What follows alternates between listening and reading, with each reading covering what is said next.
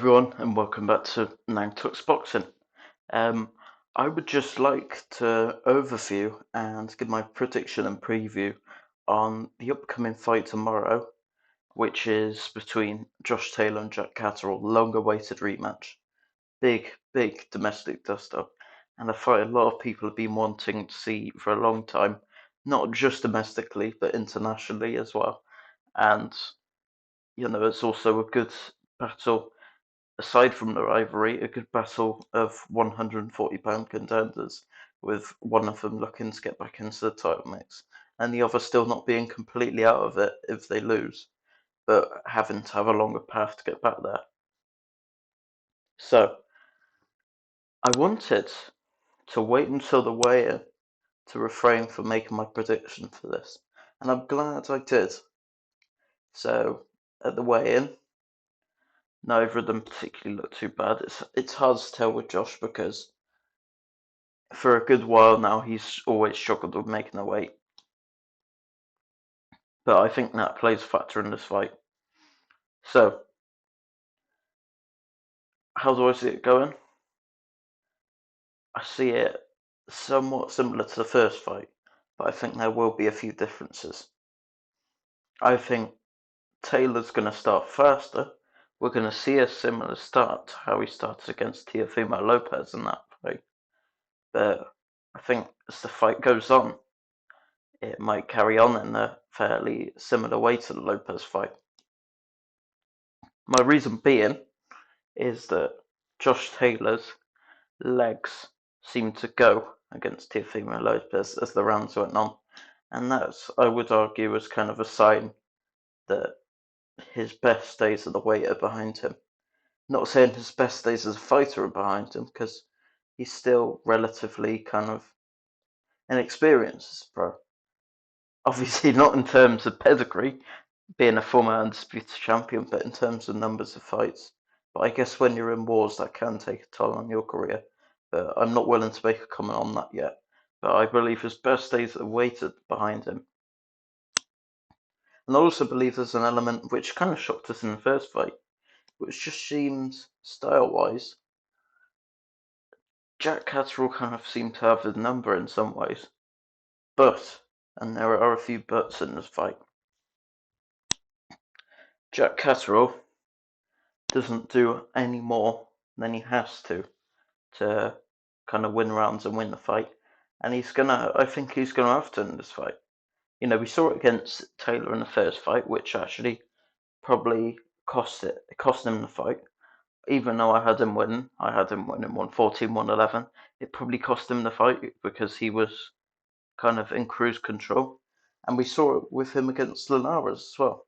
So, and also in the fight prior to that. So, he's going to have to show us something more this fight, I think. And Josh Taylor, I hope he's been. Well, I'm sure he's got a nutritionist, but I hope that the weigh has gone well for him. There weren't too many bad signs at the weigh-in, but that's going to play a big factor in this fight, and I believe it played a big factor in the first fight. If you go back and watch that weigh-in, you will see how drained Josh Taylor looked on the scales in that fight. Now, I'm not making excuses for him, but I'm saying that was definitely a factor, and you can see his legs were affected in that fight as well. And we saw it against Teofimo Lopez as well, that his legs, after the first couple of rounds, his legs were absolutely, it was kind of shot. And that played a big factor in that fight. And we know Jack Catterall's going to move. We know who's going to box and move. It's not like we're letting the cat out of the bag of how he fights now. I think we're just surprised at how effective he was in the first fight. But yeah, this fight really kind of comes down to Josh Taylor because like I said, we know what Catterall's going to do. So if Josh Taylor can keep his legs and find the right game plan, I don't know how it's going to work out stylistically for him, but he'd probably have a good chance in this fight. But I just believe that his best days at this weight are behind him, and that's going to impact the result of this fight. And I think that's going to be the difference in this fight. I see Taylor starting fast, potentially picking up a few early rounds as well. But as the fight goes on, I see Jack Catterall being able to get the better of Josh Taylor with his movement, with his boxing. And even though Taylor may be a more well-rounded fighter, I just see Jack Catterall able to box him to a points decision. And let's not forget, this is going to be a matchroom show. I know Top Rank are co-promoting it, but Jack Catterall is going to be the guy they want to promote in this fight.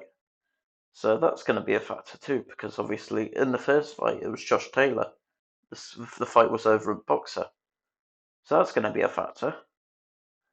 So I think all of that is going to be enough to get Jack over the line in a points decision. But I think it's hard to say whether it's going to be a good fight or not. I know there's a lot of bad blood, but we've seen Jack Catterall have bad blood with other people before, and box and still be able to box kind of negatively without his emotions getting to him. And I think that's something that Josh Taylor is aware of, and he's trying to make it so that he does get into his emotions prior to the fight, and therefore tries to make Jack fight more aggressive, which gives Josh Taylor a better chance in this fight. What I am saying though is Josh Taylor at his best gives Jack a very tough night. But the narrative on this fight has changed. And that's very important. And it's changed for a reason. It's changed because people have seen what happened in the first fight. It's changed because people have seen what happened against Teofimo. I mean, no discredit to that. We know how good Teofimo is, but a lot of people are picking Josh in that fight. And I think that's going to be an overall factor in this fight. Let me know what you think. Drop in the comments, and I'm looking forward to the fight tomorrow.